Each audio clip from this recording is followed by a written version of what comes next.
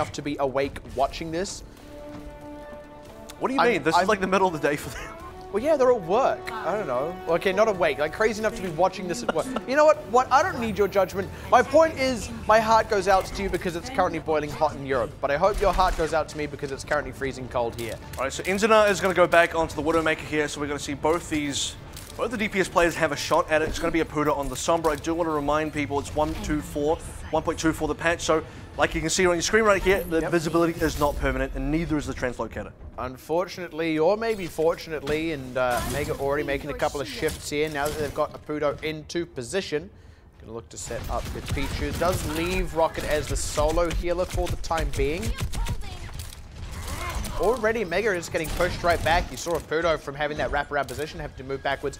Enzidanar as well as onto the Widowmaker here. Apudo does get a pick onto Chloe, Rez in onto Tito, what means numbers advantage now for Mega and Pop on Melon as well. Things are looking decent for Mega. This is a very winnable position, indeed an increasingly winnable position as they pop Gabushi and Assassin going down just a few moments prior. It's really just Yom 1, and there's no way he's turning that one around, so point goes to Mega. Mega were able to snowball those picks quite successfully as well. Now we need to see if they can snowball this push and also the ultimates where they do have an advantage. Notably, we need to start seeing if Apudo can get this EMP in time for the next push, because that could be the game winner. Able to back out, needs to get that health topped off. But assuming you can do that, they're just on the cusp of that EMP. May have just missed the window for a big snowball. There's still a world in which the EMP just kind of flips things in the favor. Well, I gotta wait long enough that Assassin and Gable should get these ults as well. Mushroom already getting that first pick though. That's just gonna be a push in now for Mega, looking for the angle with the EMP. Might just want to use it as a finisher on some respawners because already this fight's going really well. Yeah, self-destruct in the middle of the mix. No one's going to go down from it. Only casualty so far is Pichu, who can just get rezzed up because he's the only one who went down. Two ticks. Third, yeah, going to come into the third one now. Dragonblade does come out, finds Rocket. That is big, but Mega have the ultimates to hopefully close this one out, especially with Assassin really too low to stick around any longer. There's the EMP. Going to be a finishing move. Zero does come out with the Transcendence here. It's still numbers advantage over to Mega. Self-destruct from Mushroom can reset the mech. And EXL still losing members. Struggling to get that last little bit over the line here is Mega, but they are still winning the fight. They're still getting the kills, killing Chloe as well. After popping the Valkyrie, and they should be able to... no Primal! No Primal Rage from Melon. I don't even know if it would have been enough to save things. 5:25 left on the clock. We wondered if they could do it. Well, Jiminy Christmas, they can. It's not even about saving the point at that stage. If you can pop the Primal just to shave some more seconds off, you gotta do it. Everything counts here. So for EXL-Esports, man, they just got snowballed way out of that fight. And again, Mega come in very hot, very strong. They get those early picks. They snowball them effectively. And Mega didn't even have to use ultimates to get those picks. They did lose Pichu, or rather Rocket, very early on. But still, they managed to maintain control. Apudo's great hack on the Gabushi as well. Post self-destruct means, well, you don't get the remake back in your mech. That was a very important kill. Coming out, Assassin tries to get something done with the Dragonblade. EMP immediately is going to be able to shut him down. Well, I mean, that's after he got himself one kill, but that's the only kill he managed to get. You know, there were two things I really liked about what happened there for Mega in that fight. The first is their supports didn't die for once. One of them did. But he got rezzed. And that's the important thing, right? They didn't both just die. Certainly Rocket has been going down very early in these fights because he's getting prioritized. But the other thing as well is it wasn't just Apudo, or indeed just Apudo and Enzidanar getting kills. It was very much a team effort. And it's kind of nice to see. It's nice to see the tanks being able to get that mileage, because we're often seeing Tidawat with the right ideas but the wrong execution, or sometimes lacking in the right support from his team. So it's good to see things just going a little bit more right for Mega. We also see EXL go into desperation mode reasonably early as well. Coming out onto the Mei from Assassin after that Blade, and we also see the lack of the Primal Rage, unfortunately, from Melon, so just couldn't quite buy the time. Zero had the Transcendence come out in time for the EMP, but there just wasn't enough firepower from EXL to do anything about it. They couldn't get counter trades inside the Transcendence, despite it running out. So EXL, man, they kind of just let that one go. This is a great time for Mega Esports, and now in a very winnable position. Yomwan looking for an opening angle. You have to go toe-to-toe with Apudo, and Enzidanar on this Bastion has taken EXL by surprise. Question is, how long can that really last for? The element of surprise is now gone. They've actually demeked Gebushi. That's good. It buys them a lot more time. Really ends it in I wanted to get maybe 1 or 2 more, start moving towards having an ultimate up. So the thing about Mega's defense here is they're still kind of on accessible ground. They're very far forward, which is a decent position for them to be in to get early damage in, but also allows EXL to be able to flank. The EXL can make a multi-angle approach here, which they're kind of looking to see if they can do with this new composition moving in, which is not quite a GOATS, not yet. Just missing the Moira. Well, this could be new GOATS with the Ana. Yeah, they have been looking to run Ana a lot more. It's that same Ana deviation we saw on Oasis. It worked for them there. You're going to use it to get the shields up, absorb the shots from the Bastion, wrap around the side. Mega reacting, going to move back a little bit so the EXL have to face them front on. Nice pull, just disrupts things, but there's the charge. But they're in already. Pichu, yeah, NZNR can no longer stay static, and that means he's down before he can have that ultimate out. Now Mega all fall down. That is GOATS in action. That's the other problem, because they're accessible. GOATS can just run at them. The speed boost is there. The bio-nade lands as well. NZNR wants to set up a little bit further back. It doesn't matter. EXL are going to be able to penetrate, and that's what's going to be able to get them this point right now. It's very different if Mega have this Bastion up on that very high ground that GOATS can't access. That maybe would have been a better application of Bastion, but unfortunately, it's in the hindsight. Now set up on the point. It's a little unfortunate because you sat at, 85% on that ultimate as the Bastion, but you know you have to swap off. Mega, slight compositional changes, pulling out an Ana of their own as well, interestingly enough. Apudo has gone full switcheroo here.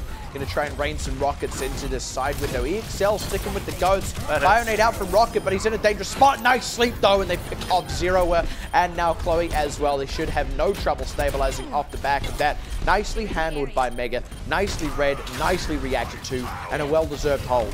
You can see the play coming out from Apudo specifically as well, going onto the high ground where for a GOATS composition they can't realistically deal with them unless Gable, she wants to go way out of combat. Mega as well, a Rocket rather going onto the Ana means they can counter out Zero. You want a bio-nade? We will bio-nade you back, and his one was very effective. Plus the sleep on Gebushi just really removed any mobility tools that EXL had in terms of that verticality. Also means that they couldn't really counter out NZNR. Really just set up Mega to do everything they wanted to do, and that means EXL now a bit lacking in the ultimate department, still looking for a window in. And that's because they're running such high HP, such heal-heavy tanks. Oh! There's that bio-nade again. Absolutely beautiful. That is a nice low economy win as well for Mega. Very, very well done.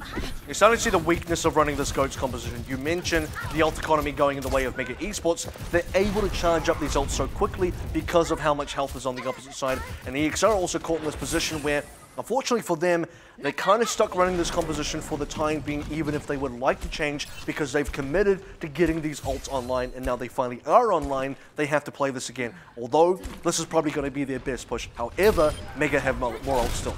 And that's an early pick on Chloe as well, so EXL just lose a bit more time. They have to wait for the respawn. You cannot do this without the Lucio. You just need it for the speed boost. And yeah, they've got the ultimates, but even then, this is a tough fight for EXL to win because of how many ultimates Mega have. If EXL lose this, they're in a very bad spot. And even Chloe going down is allowing Pichu to get closer and closer to this rally. So we talk about HP here. Mega are about to get the very strong HP themselves. This has to be a huge Graviton Surge from Yeomon, followed up by an Earth Shatter. There's the rally though from Assassin to get the hit points to get them onto the point. Pichu answers with his own, and Zero is down before he can get a nano boost. Good grab to stop Tito getting too much with his own nano boost, yeah, but no kills from it. And now they're looking to answer back. Sound barrier out. They're just starting to trade cooldown for cooldown here. Assassin does get a good kill in. Self-destruct forward, finds NZNR. That's a big opening. Apudo down as well, and they start to pick them off like flies. Tito was not able to get a Earth Shatter in. NZNR not able to get a Rocket Barrage. And now got to keep the point alive. No one's on it. Just pushing Mushroom off. Stopped anyone from contesting it for long enough to the respawners from Mega to get out. That does mean the cap gets to go over as well. We go into Time Bank. And everything up to that Graviton Surge for Mega went so well. And I'll also include the Graviton Surge because, again, no one in that actually died. But EXL then uses the sound barrier, then pushes into Tito, pushes him out of the fight. Tito isolated. You need to get this guy's Earthshatter off the ground. It didn't happen. Melon got his down on top of T1.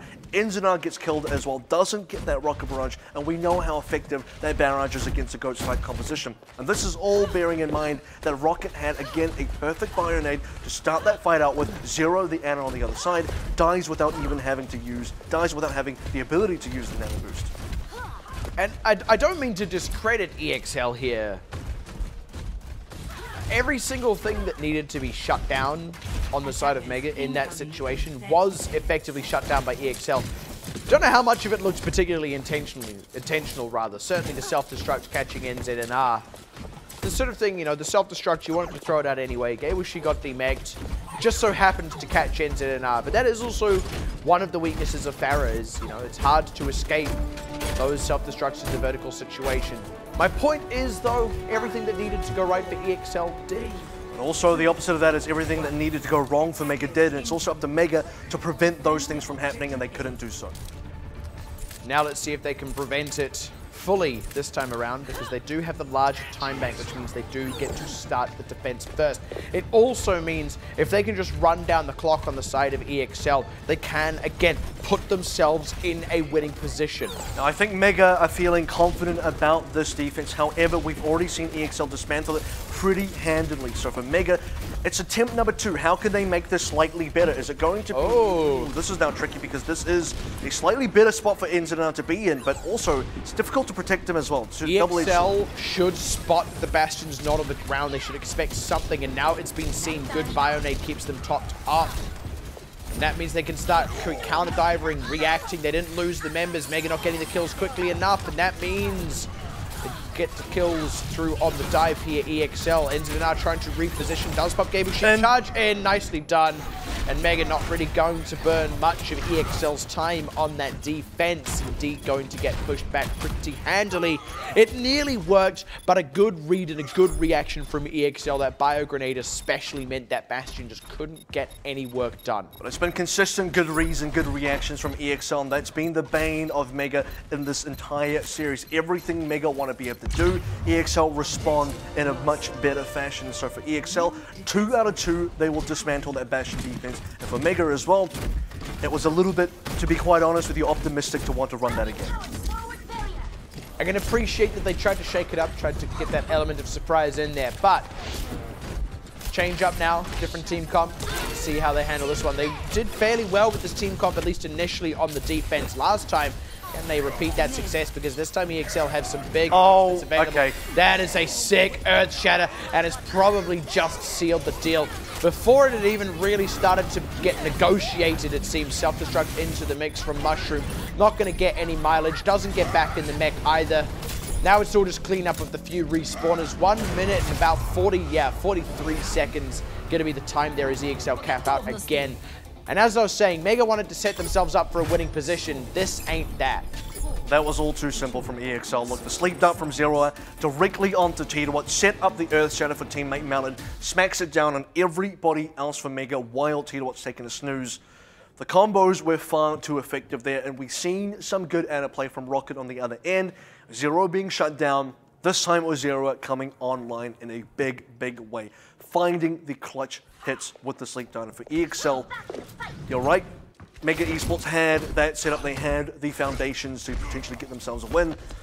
And you start to think now that's all been pretty much taken away from them. 525 is still a lot of time to work with, but against a double cap out from EXL, who have now finished the map twice, still with 143 remaining, it's not looking pretty for Mega. That's the thing. I mean, they have to cap out again and then still be able to beat out EXL. And we've got this thing, right? Consistently, EXL are able to do this. They're able to get those successful pushes, those successful attacks, those successful caps. So far, Mega, when they have got them, they've kind of got them once. They got it the first time on King's Row, didn't get it the second time. Got it the first time now on Temple of Anubis. I don't know that I can say I'm expecting them to get it a second time. Maybe they do. But it's not consistent like it is for EXL. If they do, it feels like kind of another just good showing. I'd say you're at the stage now where you're unlikely to do that to EXL again. For them to get fully run over in momentum, EXL would have looked at it the first time, you're thinking, be able to counteract it this time around. EXL certainly want to be the proactive team, at least on this opening defense. But for Mega, gonna run a Pudo onto the Sombra again, see if it can be effective twice in a row. Seems the opinion is, if it ain't broke, don't fix it. But it also in the case of Bastion, if it's broke, keep breaking it. Yeah. I mean, it also wasn't the difference maker, I dare say, in their initial push. Though that could be argued the other way, I will concede. It was the picks that Mega were getting that really tipped the balance, and EXL not looking to fall prey to that same thing this time around. Well, it's the picks that Mega aren't really getting outside of this one DMIC from Gableshe, but the question is, though. Can it open up more? So far, that's a yes. Yeah, and NZNR finding his counterpart as well just alleviates the pressure, especially on Rocket and Pichu. Just lets them get into the thick of the fight a little bit more. You already see that Pichu really getting engaged in the ground game here. And EXL, they've still got some good presence around this point, but it's exactly that. It's around the point. This is taking a decent amount of time for Mega, but they actually have the time to work with. They have 5:25 on the clock. They're looking to cap this out with still basically a full 4 minutes. That's what you'd usually get for that point B push. And again, Apudo's going to be close to this EMP moving into the next push. However, because EXL did shave off so much time, they themselves have also been able to build up some ults here. Most importantly, Zero is going to be ready with that Transcendence. As long as he doesn't get hacked out or EMP'd out, he's going to be able to counter. Just looking for the angle in.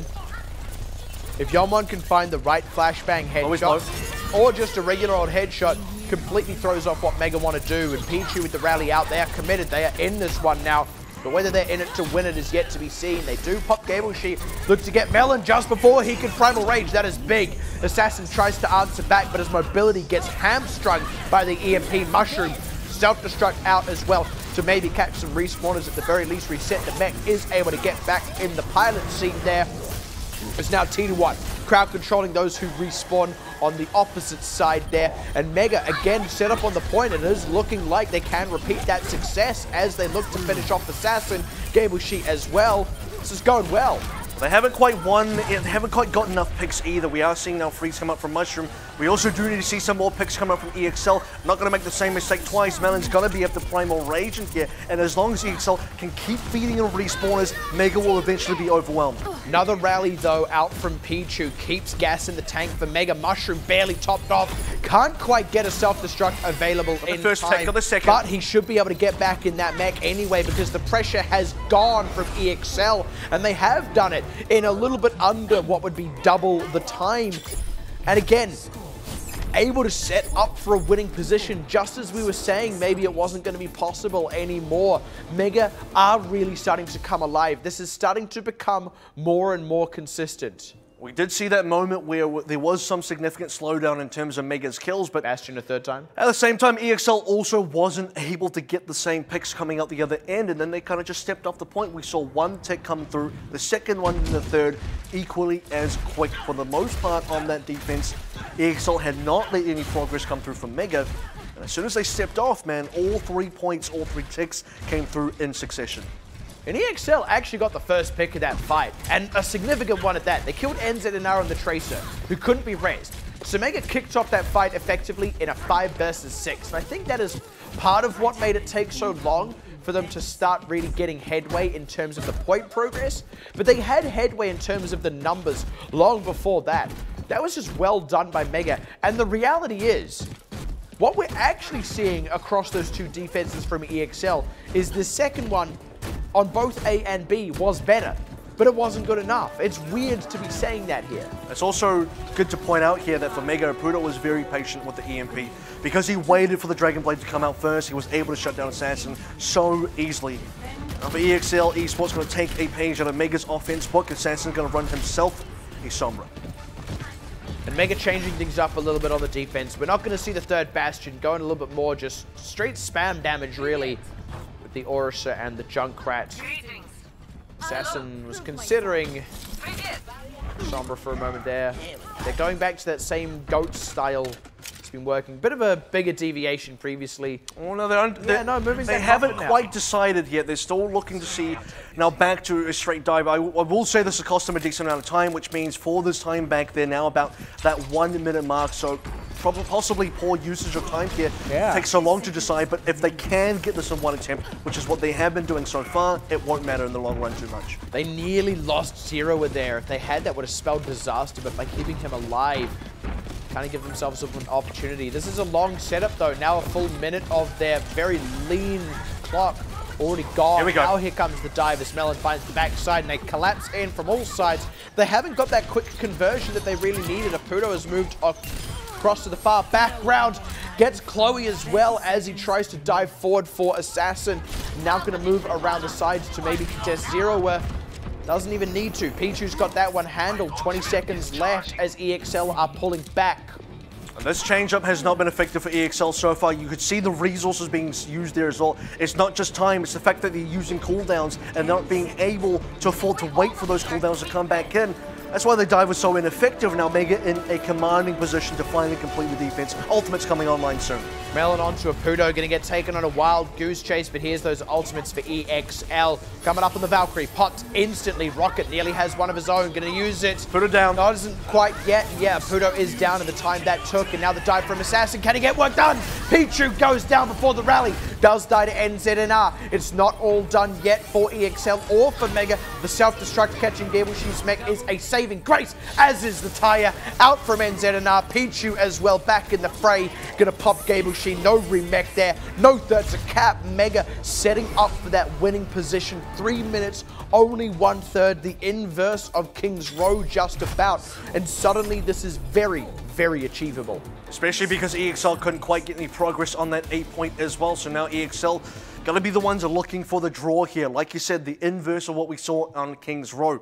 EXL as well punished heavily for being indecisive, couldn't quite figure out what composition they wanted to run, and unlike their previous pushes onto A, absolutely could not get it done in one attempt. In fact, their first attempt after pushing onto the dive was very unsuccessful, had to use certain cooldowns to just get into position, couldn't quite wait for the cooldowns to refresh themselves, and then kind of went in for a very uncoordinated push that didn't get enough done at all. I'm trying to do the math on this as well. Can't remember exactly how it would need to fall, but certainly EXL are only a couple of map losses away from not having a shot at a 3rd place finish. They would be guaranteed to go through 4th. They do still go through to the finals, but that 4th place is a very significant thing here. They would need a perfect record. They need a 4-0. And can't get it anymore. At this rate, it's done. It's not going to happen for them. It was unlikely for EXL to get 3rd anyway, so probably not not really changing the narrative too much on that end. But for Mega, look, a lot could still change for them, at least thematically. It could begin this long road for a reverse sweep, and they're in the position to do so. And even going beyond the scope of just this series, the long road to redemption through trials and potentially requalifying for Contender Season 3. But let's not get too ahead of ourselves. The match at hand is still at play, and Mega looking to find an angle in on some kind of dive. Yon1 wrapping around the side. EXL just kind of set up a bit of a kill box here, but Mega battling and brawling their way out. Yon1 does find one, but EXL have already taken a couple of casualties here, and Chloe not able to get a good angle for a res. Finally finds Zero, but they've had to give some space now to Mega. I do also want to say here as well, if EXL actually draw this, EXL technically win the series. Mega cannot catch up even if they win the 4th map, so it has to be a win here for Mega. They have to get it done, and with this early pick of the Chloe, it could be the start because it is the Mercy down. No res available for EXL. Exactly. Chloe for T1, you will take that trade. Losing Mushroom, though, is the bigger blow. Rocket can only pick one to res, and now Pudo down as well, as everything falls to bits for Mega. That's with the Valkyrie used as well. That death onto Melon. Could be a bit of a slowdown for the EXL defense. Mega NZNR is going to change onto the Zarya, now close to the EMP. We've seen now Mega do very well on these attempts with this composition, but we haven't seen Apudo had to use an EMP on A just yet, and he's going to have to use it today. He's going to have to use it at a good time as well. Already Assassin's been able to pull out the blade, get a lot done with it before he was hacked out way too late. way, way too late. And EXL just get to use all those ultimates they banked up from the previous fight, even holding on to a couple. I mean, it was going to be a tough fight anyway for Mega, but they certainly didn't do the. Have you seen a Zarya stall before? Yeah, this is rough. This is bizarre. As things are not looking great for Mega Esports now, going to a full GOATS composition, which is probably the best comp to go to if you're looking to just get things done with no resources, no ultimates, and just get in the face of EXL-Esports. The problem is EXL now looking so mobile and Yom1 on the doofus. To be quite fair with you, this is a great pick against GOATS composition. Just the sheer disruption, pick potential, it's all there. Mega need to find their way in fast. Rockets in trouble on the back line. They do find Chloe. Good trade back. Pichu with the rally out. Yom1 is hurt and now dead. Zero were not able to save him with the Transcendence. And because Chloe is dead, death is permanent. But it is equally permanent for Mega as they're getting answered back. This is so back and forth now, but with NZ and R down, it's not looking good for Mega. They've only got 15 seconds left to barrel back to the point. That's if there's anyone left alive still on it. Good stun onto Assassin. Only buys a few seconds though before Pichu's inevitable demise. Rocket follows him to the grave. That looks like the last hurrah here now from Mega on the point. Self-destruct in a very tiny space. Is there anyone even on this? Yes, just barely. Mushroom does get Gable. She's smacked. T-Dot comes back in. Didn't find much with that Earth Shatter. Certainly no kills. Got the grab in on the members. They may be able to do it. They only need to get a few, but Yom1's still getting kills in the skies as the Pharaoh. He's not stuck in the grab, and Mega have not fully respawned and regrouped just yet, but they have a few members here. They've got the charge in the pocket. Apudo is in with the Coalescence indeed, and it's enough. I think they're going to be able to do it just by the skin of their teeth. The response Coalescence from Chloe is there, but there are just not as many members he can be topping off because Mega have now come all the way back in with the full fighting force of 6 members on the point as EXL's few members remaining will die one by one. Only the third to go. We are in the overtime, but there is no more contest to come out from EXL. They will cap it. They will take Temple of Anubis. They will keep the series alive. And Mega, that's it. That's going to be the final member going down for EXL-Esports. They tried their darndest, but the thing here is Mega just utilizing the spawn distance, the reinforcement speed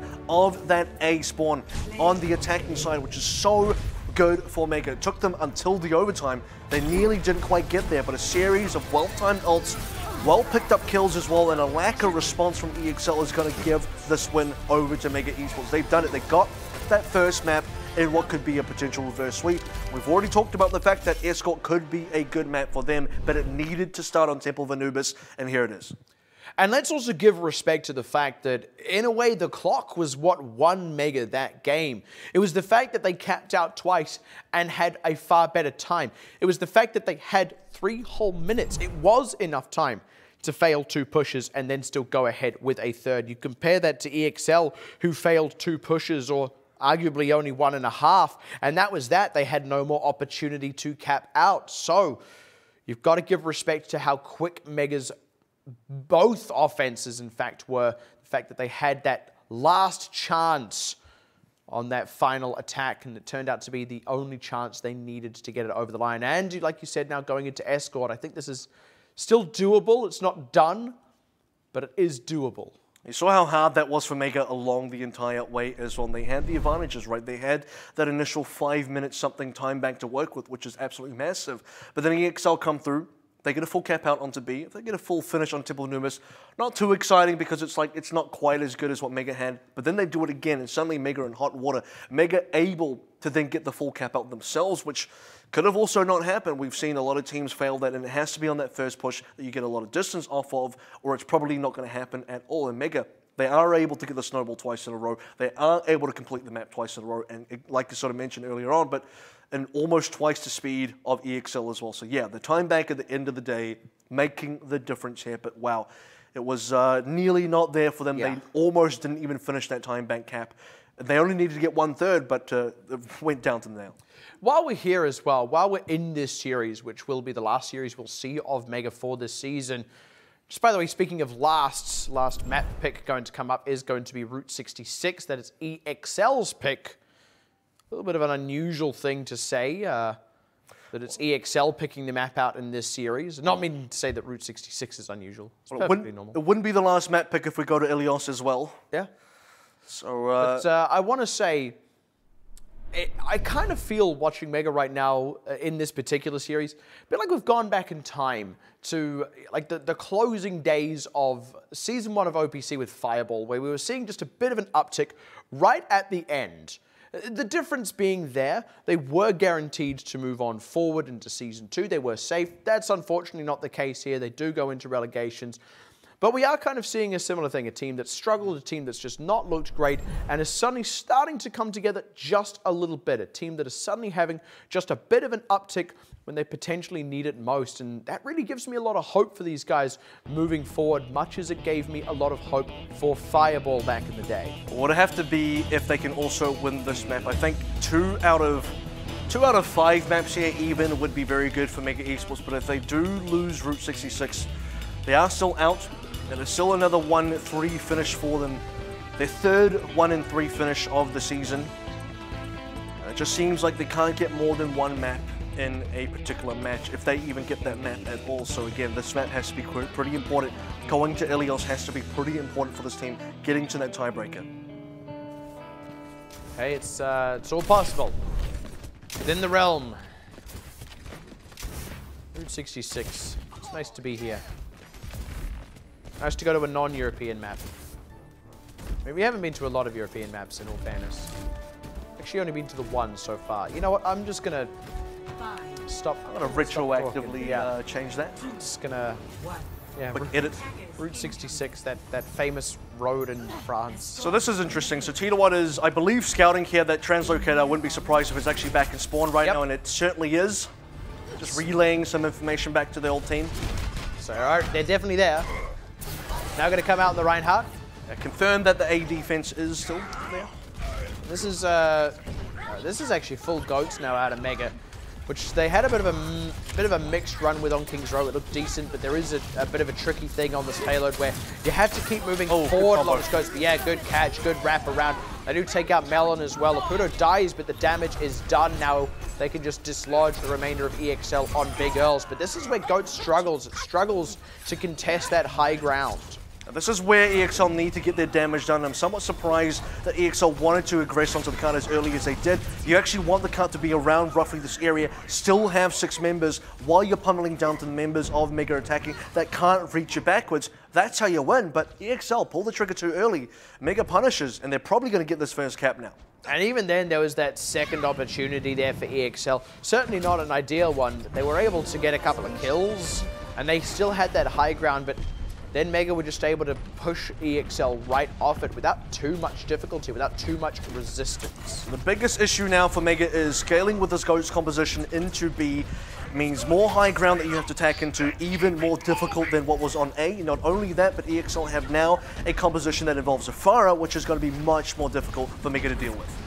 And Mega have made a change here. They've put Aputo onto the Widowmaker. I guess it does help them contest that verticality as I say that. They pop Yum one, yeah. But it also feels really suboptimal in a way, almost a little bit forced, I would argue. But Mega are getting underway with this one. The Coalescence out as well. They need to get more headway than this, though. And they're only fighting. They're not necessarily winning, not getting distance. And Assassin ends the fight just like that with a Rocket Barrage. That's all it took. I want to point out how quickly he got that Rocket Barrage. He just changed onto the Pharah for the B defense, specifically to counter up Mega.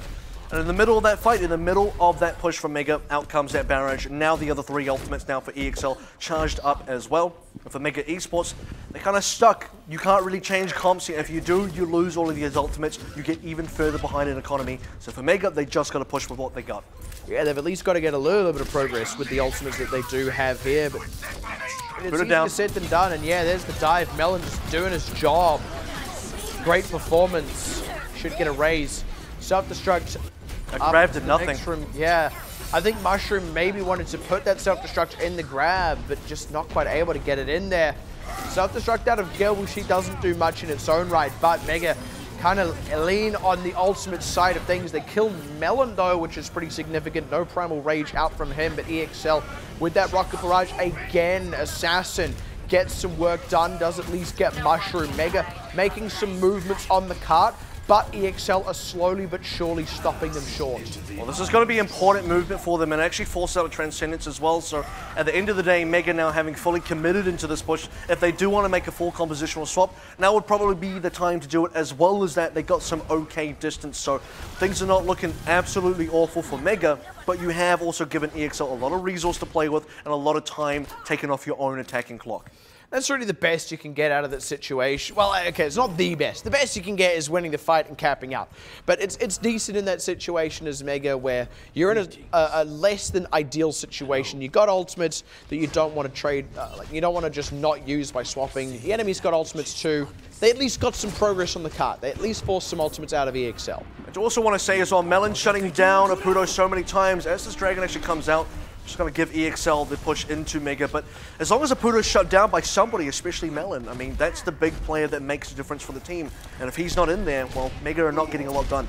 Oh, Storm Arrows to take down Tidawat means Tidawat can't give that same treatment over to Yom1 as what Apudo has been receiving all match long, and now it seems Mega kind of lost their mojo a little bit. And they're not even able to really force out many ults here. They did get that Dragon Strike out, but that was an opening for EXL to make their push anyway. Mega want to try and come back in. The other way to shut down these snipers on the Mega side is, well, if you deny sight lines by aggressing into them, Apudo and Enzina are not going to do a lot. Speaking of, it's very hard to do anything when you're dead, and EXL, this is without even using ultimates. They're just getting picks, extending the lead time-wise, starting to reach the point where Mega aren't going to have any good opportunities to take fights. Mega are stuck in a really weird spot here. They could just get aggressed on if they're not careful. Yeah, this is rough. And Assassin, I mean, he was looking for maybe a funky rocket barrage angle, but again, doesn't need it. Great low economy fight. They had to pop the Primal Rage in the Valkyrie, but that's still a great trade when you consider Mega popped their own Valkyrie. Apudo's stuck. He knows he's done for. Throws some damage back onto Melon just for good measure, but Mega are losing so much time here. This is, again, Melon just doing what he needs to do. He's consistently chasing Apudo down.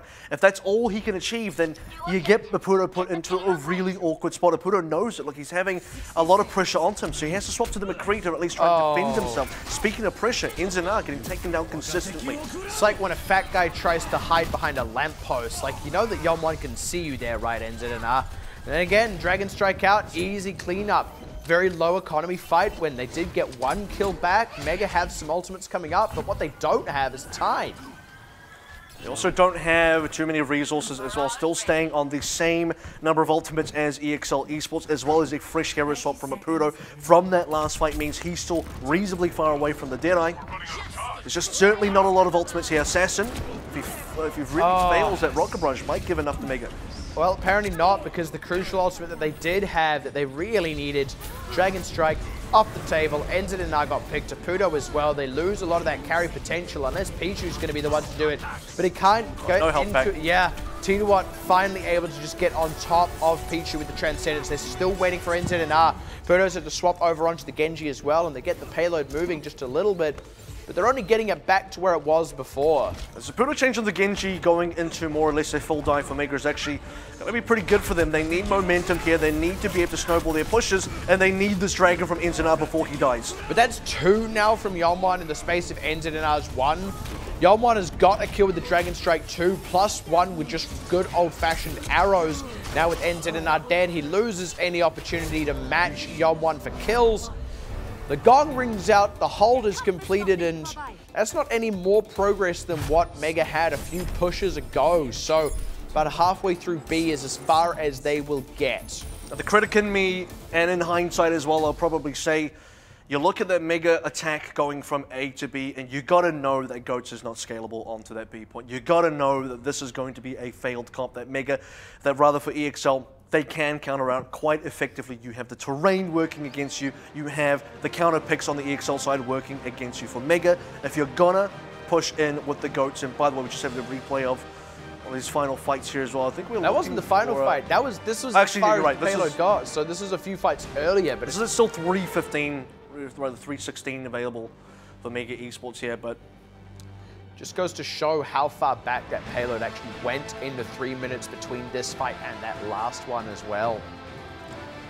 I guess the point I was trying to make earlier is the fact that, and now we're back into the live game, by the way, for Mega Esports, knowing that they weren't going to scale well into the B point, They probably needed to have just bit the bullet right then and there after capping A, swap their comp to something that does scale well into B, and then push from there. That way you could have gone a lot more distance, if not have actually capped out to B, and then push into C itself. But for Mega Esports, they spent countless push after push after push, getting no distance, getting nothing done, bleeding off so much time off their clock, and then just didn't quite have the time at the end of the day to even finish B.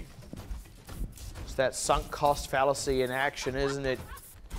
You've committed to the team comp and you got the ultimates up and you don't just want to give them away, but actually it's exactly your unwillingness to give them away that puts you deeper into the hole because you're not able to use those ultimates. You're not able to get the distance.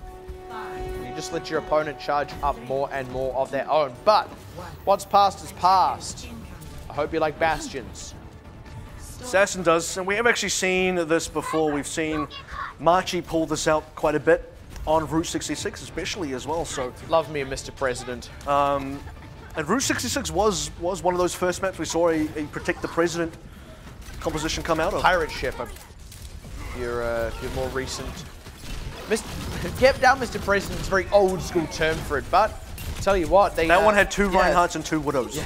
They elected the right official. They elected the right man to office. I tell you, Assassin is really getting the work done here. It does go down. Mega trying to find the wrap around. Apuno did get a lot of work done, and actually Tituat has been able to stabilize.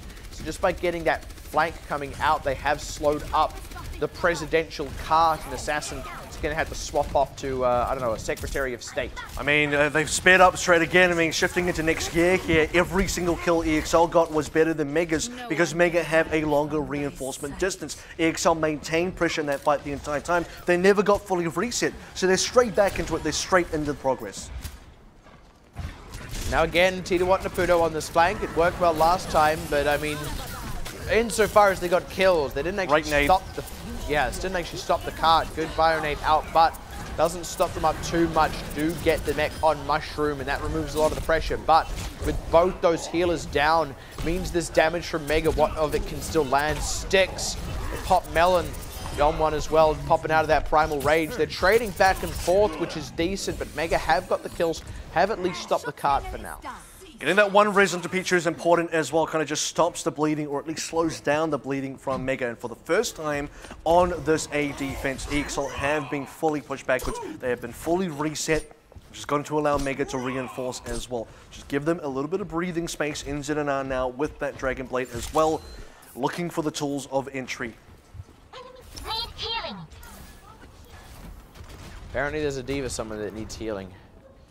I don't know which one, because they both got full health. Tituat needs healing. Get on that. There's going to be the nano boost out. Dive in from NZNR into the back line. Get Zeroer. Trade back on Rocket, and NZNR is dead. Goes in a bit too deep. Bit off more than he could chew. Mega getting a couple of answers back, but they are losing this fight just bit by bit. Slowly but surely. Emphasis, though, on slowly, because it's only a minute and a half remaining. Self-destruct out from Mushroom. This feels like a waste for Pichu. It's a delaying tactic here from Mega Esports that's not going to do too much in the way of this EXL push right now. And I want to note as well, Melon didn't actually die there. He went very, very low. He nearly died. And the nano boost was on him as well. Zero went down, but he got that ultimate out, allowed Melon to get a lot of damage out, allowed EXL to continue having legs in that fight. And Mega just couldn't quite get the picks. And now Mega might not even have opportunity set up properly on this defense because they're already losing members. Yeah, instant dive. I can respect that Mega wanted to stall a little bit, wanted to throw some more bodies on the point to run down the clock. But what they've actually done is given EXL a platform from which to move forward, create space, and just neuter any opportunity Mega had to set up a B defense. Look at the scaling as well. EXL with this composition that they ran over from A means they now have ultimates to play with. They have position to play on as well. Mega Esports yet to really even appear on this B defense. They're stuck inside those spawn tunnels, and EXL ready to receive them. This is taking absurdly long now. They're going for a wrap around here. They didn't want to go head on, but I mean, they've got to do this quickly, right? The cart's still moving. They're fighting elsewhere. They need to fight on the cart. They need to play to the objective. They've only traded 1-for-1 so far, and it's not a great trade. Now losing Mushroom is rough. EXL popping the ultimates, getting the mileage from them. Gabushi will be able to remech. They do at least pop one, but it is not enough, and it is done. EXL completes the 3-1. They will at last secure their spot in the playoffs. It will be a 4th place spot. That much is for sure, but it is done. And Mega, they were already going to be going home, were already going to be going into trials, into relegations, as it were. Maybe we see them again for Season 3, but for Season 2, they have picked up one more map win in this final showing, but they do suffer another loss. Yeah, and you really got to commend EXL there, especially in that final phase of play on Route 66. Look, you said Mega, they didn't have the fight on the cart. They need to bring the fight on the cart. Well, EXL's already set up on the defense. They're going to force the fight away from the cart, which favors them, and Mega got to run through the EXL front line to even address the objective. It's a lose-lose situation for them and a win-win situation for EXL, and a win is exactly what EXL are going to finish up with here. Unfortunately, that does mean that Mega Esports, their season has concluded officially. EXL go to playoffs, Mega go to trials, and Mega will end 0-5 in matches, 3-17 in maps. But you're right, they did get that Temple of Anubis, and I will admit, look, that was a very good win for them and a very much needed win for them that they can feel a lot happier about. And going into trials now, they need to keep that morale high. They need to go in there feeling good and feeling prepared. And you'd like to think they could make it back for Season 3. The concern is now, after this season, how good would Season 3 even look? But that's too far into the future to really say much about. That is patches and tournaments away, as far as anyone is concerned. And speaking of patches and tournaments, of course, these members of Mega, certainly the team itself, their story, at least for Season 2, does end here. But for most of the members, they do get to go to the World Cup. There is still a lot to come from these players, and I am still expecting good showings from a lot of these players. I mean, time and time again, they show their individual caliber. They've made it to playoffs with effectively the same lineup before. This has been a rough season, but it's been an anomaly at that. So maybe we see a better showing in Season 3 of Contenders if we do see Mega there. Maybe we see a good showing in World Cup. But at any rate, this is not the end of the world for Mega, even though it's an 0-5, even though it looks like a big fall from grace. It's also just a one-off. It's not the end of the world. In fact, it's probably the start of the World Cup, at least, for this squad, as they will be heading to at least 3 of them here in the form of Tirawat, Apudo, and I believe the last member here is... I believe in you. You can do it. I always forget the last one. Yeah, is it Pixie? I guess it is. I'm going to trust you on that one without checking, so I don't have to look to the side. But and if it's not, then you can just blame me. That doesn't really matter. So for the rest of the guys going to Bangkok, playing in their home ground, you've got to think it's got to be much better for them, and much better we have coming up is Blank versus Hong Kong Attitude, a tale as old as time in the Pacific region. It's the classic, it's the one you love, and it's happening right after this break.